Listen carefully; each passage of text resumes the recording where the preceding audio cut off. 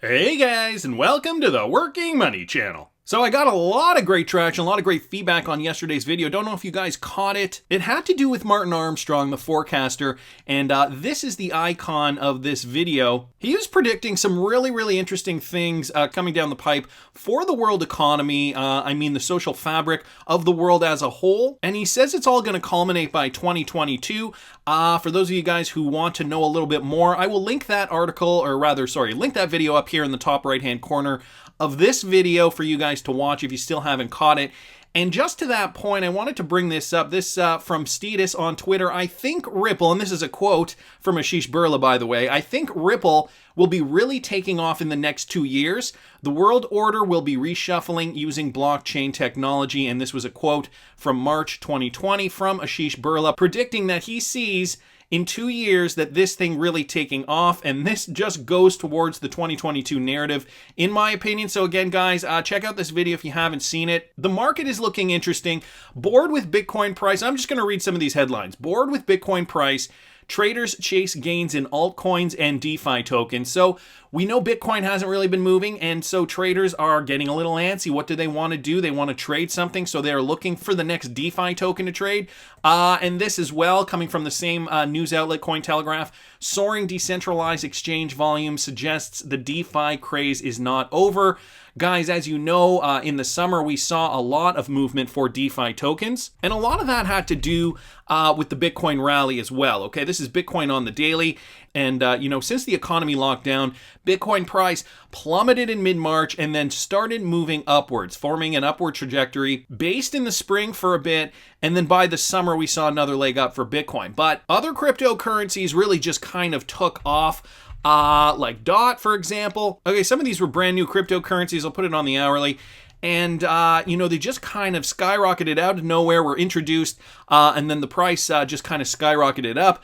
But you got to think to yourself, these were strategically being released at the same time that Bitcoin was soaring. So the fact is, with this DeFi craze, even though they're saying it's not over, we're still at the mercy of Bitcoin to a degree. You are going to likely see more gains with DeFi tokens, but it is a gamble. We have heard some horror stories with some DeFi tokens.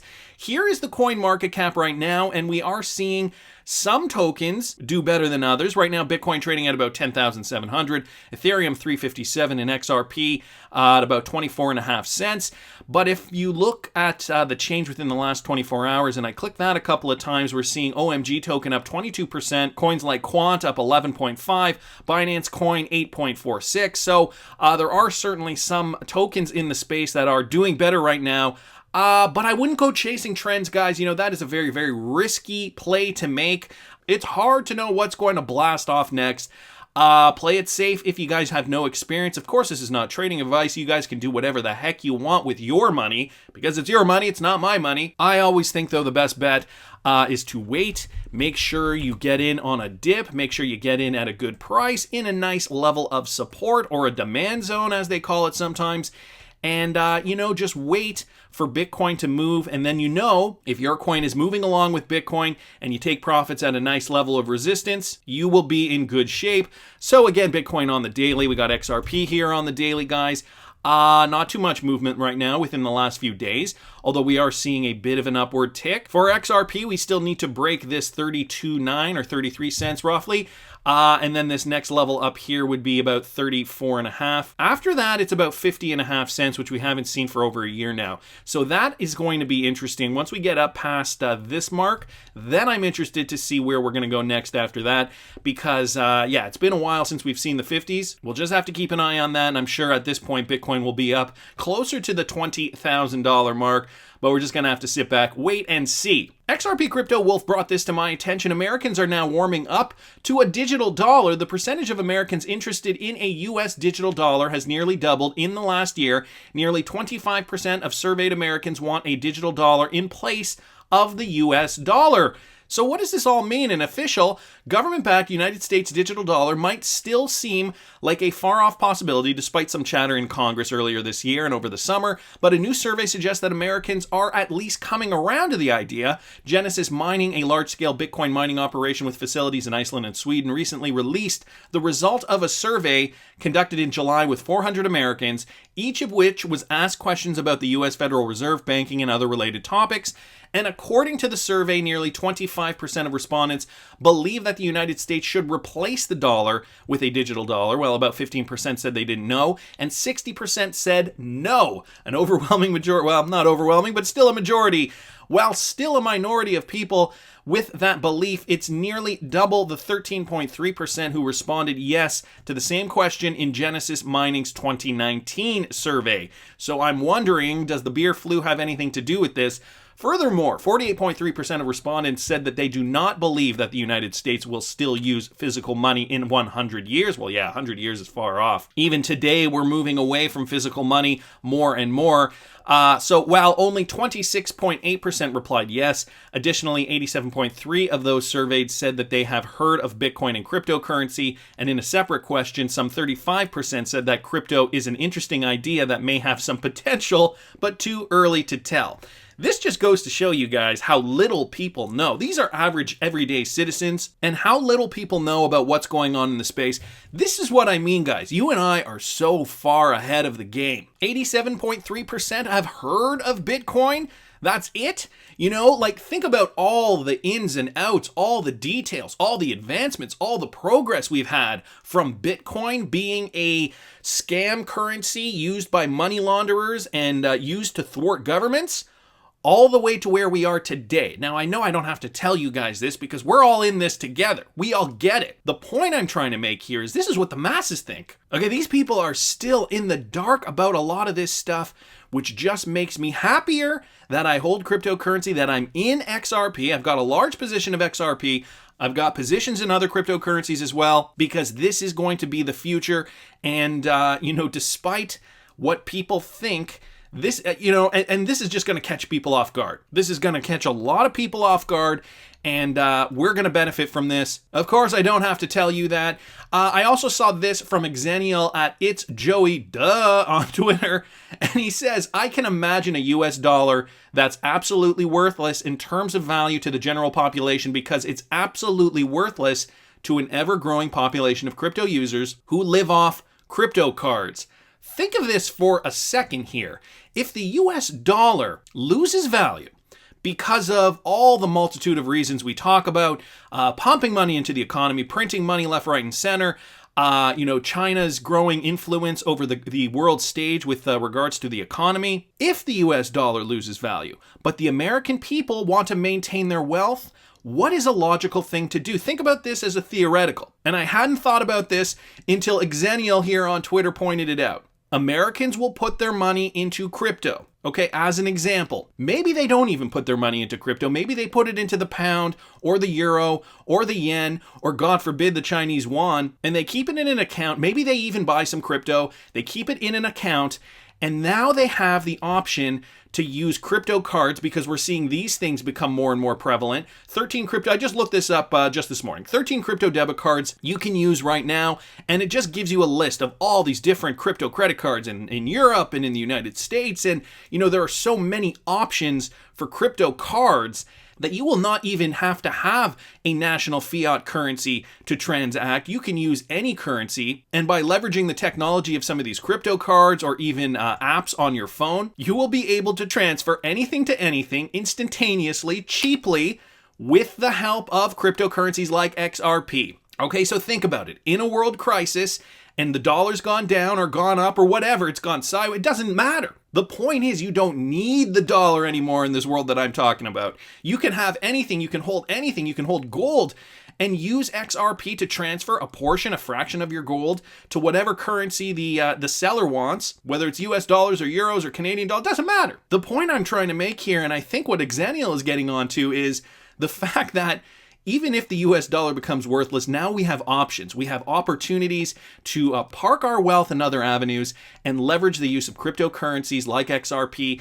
and all these different kinds of products like cards or apps, what have you, in order to exchange value. This is where the value lies, guys. So think about it. In a financial crisis, holding cryptocurrency is probably not that bad of an idea. I also saw this, guys, from AMB Crypto. Ripple-powered Wirex raises $1.5 million in just under 2 hours for security offering. So this was a big crowdfunding endeavor. Digital payment platform Wirex, which runs on Ripple, by the way, has raised $1.5 million during its securities offering today, with nearly 2,000 investors pooling in the first £1 million in about an hour and a half via the crowdfunding platform Crowdcube, according to the release. The release further stated that Wirex plans to use the crowdfunding round to launch in the US and Japan in the coming months.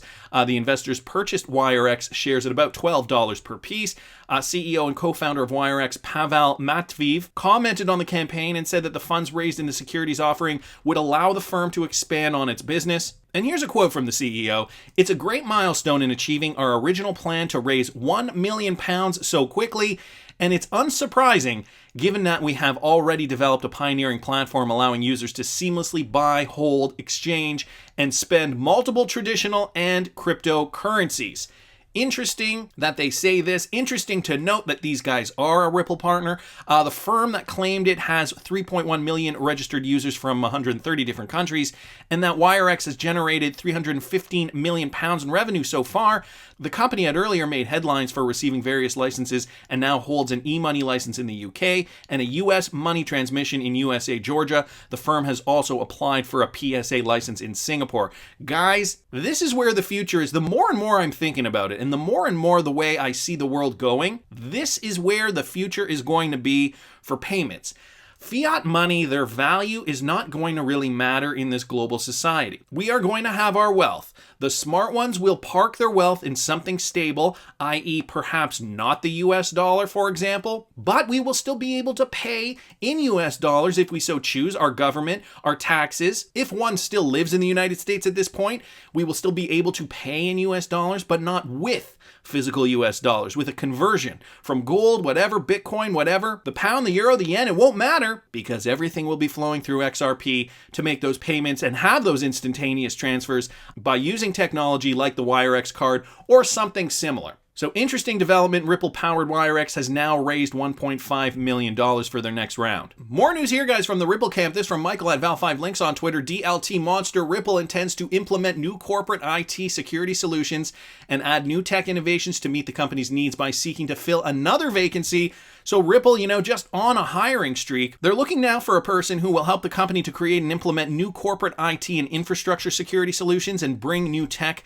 to meet the needs of the business. Blockchain behemoth Ripple continues to expand its staff, looking to fill new vacancies, crucial to its further expansion and growth. At the moment, the Ripple team is looking for a senior information security officer. This person will be in charge of designing and integrating solutions for corporate IT and infrastructure security, assisting in monitoring systems and performing a wide range of security operations. The new Ripple staff member will also take part in creating solutions of any incidents to be detected and tackled in an automated mode. So more need for security, obviously, if they plan to be integrated within the banking system. Clearly, Ripple has to do their due diligence as well. They have a responsibility to keep their system safe so that banks can feel confident to use RippleNet and XRP eventually in the coming years. So wanted to thank Michael. Great news there coming from the Ripple camp. Gonna keep moving along though, guys, because I saw this from the Cryptic Poet, yet another RippleNet member, and this is with regards to Airwallex. The CEO recently did an interview,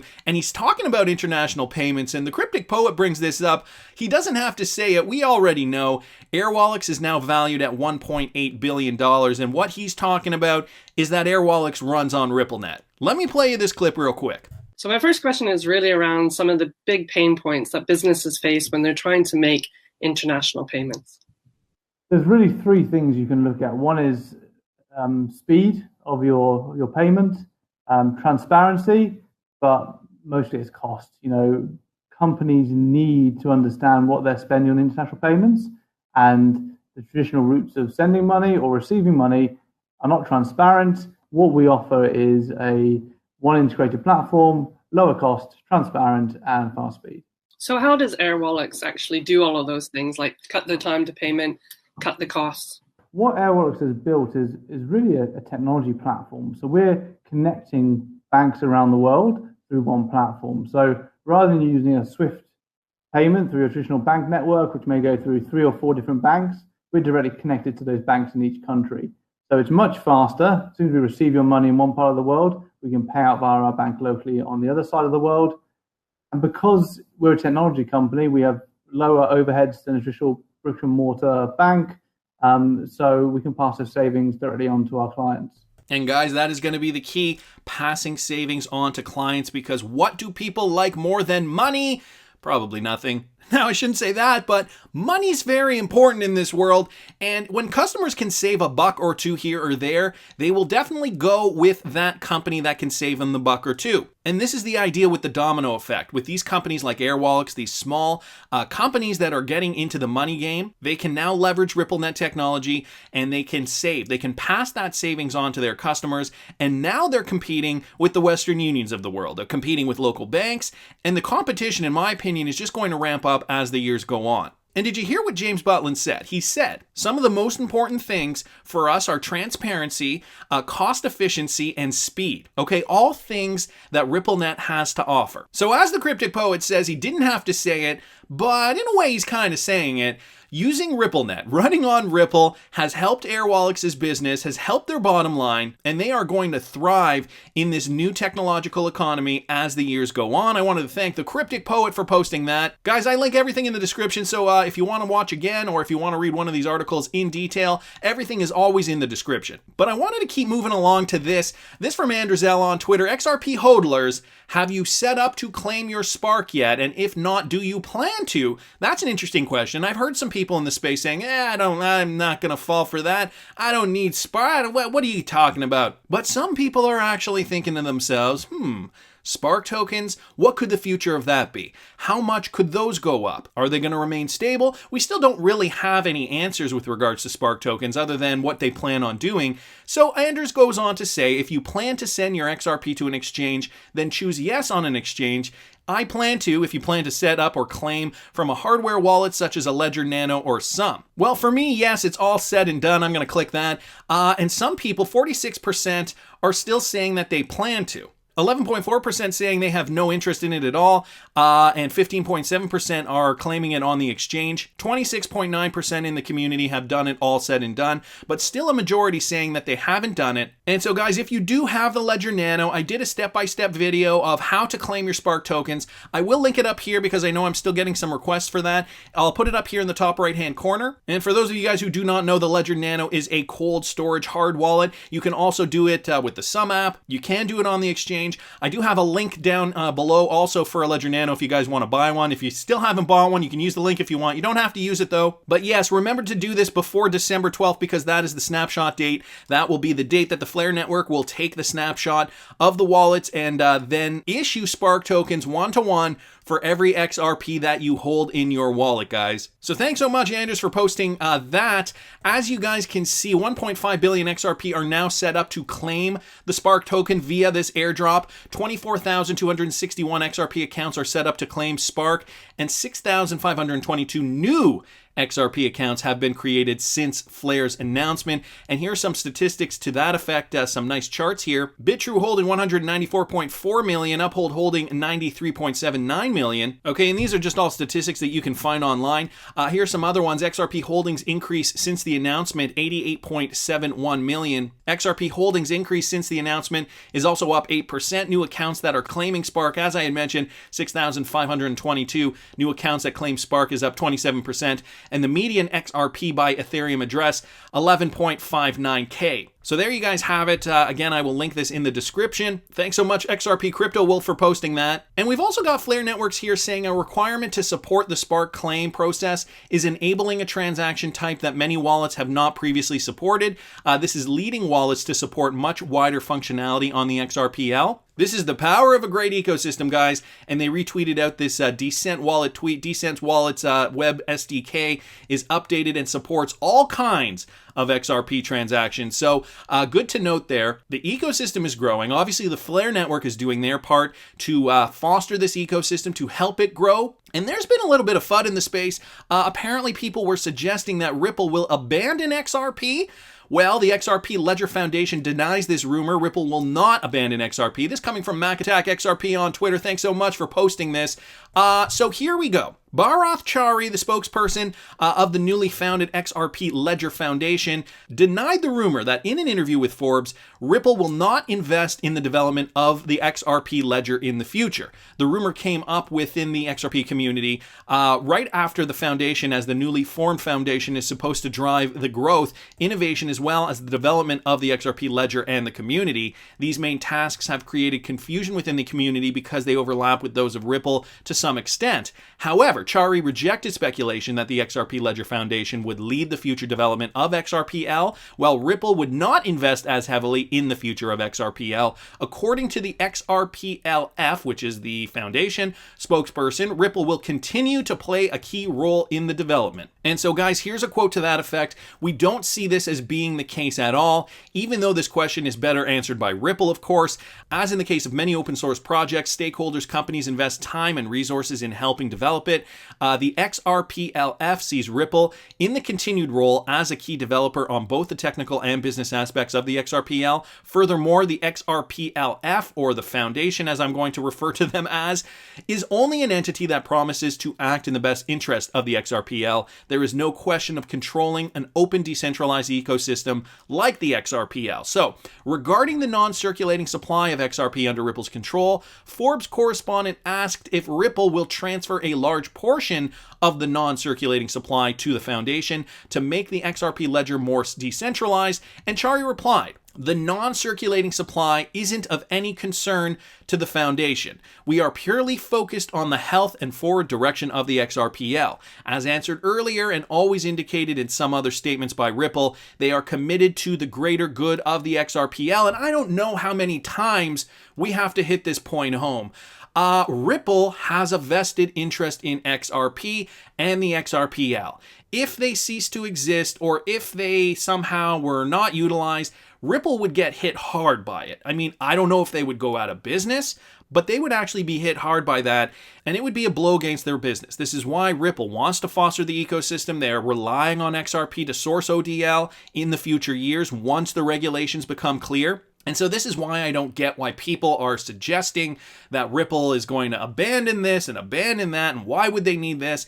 It doesn't make sense, guys. If you've been looking at the whole picture, if you've been listening, if you've been doing your research, you realize Ripple and XRP, even though they are not the same thing, XRP is open source, Ripple is a company. Okay, even though that is the case, Ripple still does rely on XRP to maximize their business potential. And let's not forget that non-circulating supply that Ripple has locked up in escrow, that is so that Ripple can incentivize clients. That is so that Ripple can help build liquidity when the need is there. The reason for the escrow is to not flood the market all at once. It is to slowly drip XRP into the ecosystem. Now we think a billion XRP, that's a big drip.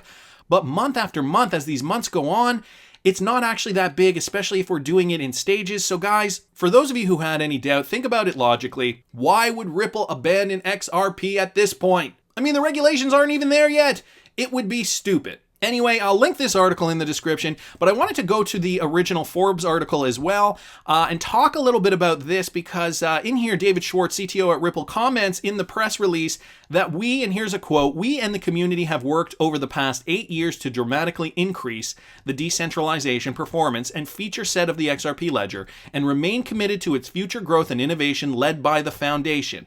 And in a tweet, Nick Bougalis, director of Spring, adds that the Ripple C++ team will continue core technology contribution. He replied to Green Eggs and Ham here on Twitter. Sam wrote, "Nick, are you and the team moving to the foundation or remaining at Ripple? I'm wondering how the mechanics are going to work here." And Nick Bougalis responds, "The Ripple C++ team is staying in place at Ripple and will continue to contribute and to build on the XRPL. I see it as similar to how Intel employs entire teams of engineers to contribute code to the Linux kernel, which is a project under the auspice of the Linux Foundation." So he is likening it to some geeky tech talk here, but I get it, okay? The company still needs the support of XRP, and therefore they are going going to still employ people to help foster the ecosystem. They're not abandoning it. Like I said before, it wouldn't make any sense to do so. So here's the Forbes article, guys. I will link this in the description, as well as this article here from cryptonewsflash.com. And if you still had any doubt, guys, I wanted to just remind you, this is a recent speech from Benoit Cœuré, the head of the BIS, okay, the Bank for International Settlements. Listen to what he has to say about central banks, cross-border payments, and the future of moving money. Payments across borders are still typically slow, opaque, and costly, which is particularly the case for lower value payments such as remittances. There is much scope to improve the quality of payment services in terms of convenience, transparency, and speed. However, differences in consumer habits across markets and varying degrees of maturity in banking systems and payment markets may impede localized solutions for greater interoperability or integration. Disparate levels of technological advancement and adoption can also create challenges for cross-border payments and the ability of public authorities to coordinate across jurisdictions. One key challenge, therefore, is how authorities and central banks can use their roles as catalysts and facilitators to spur digital innovation and increase interoperability or integration in cross-border payment services. There is certainly no silver bullet, but what is clear is that international collaboration is essential to support technological capacity, ensure interoperability between national systems, enhance cross-border payments and remittances, support financial inclusion, and to avoid spatial and social fragmentation. Now, guys, in just over a minute, I heard him say interoperability 3 times. And it's the role of the central banks to foster, to promote interoperability between currencies in a world today that is more fragile, I think, than we've had in recent memory. How are we going to do this effectively, efficiently, transparently, and most importantly, cost effectively? I feel like Benoit Cœuré here is being very diplomatic by saying there is not one silver bullet that can achieve all this, because I believe that there is. RippleNet technology, obviously using XRP to source that on-demand liquidity in order to promote cross-border payments around the globe, to reduce friction, and to achieve solutions to the problems Benoit Cœuré is explaining here. So this tweeted out from CryptoLeo8 on Twitter. I wanted to thank you for tweeting that out, brother. And I know, guys, we've been through a wild ride. XRP price going up and down and up and down. And I know some of you guys were thinking, last year when XRP hit 50 cents, you thought to yourself, okay, this is the time, guys, we're gonna moon. Of course, since that point,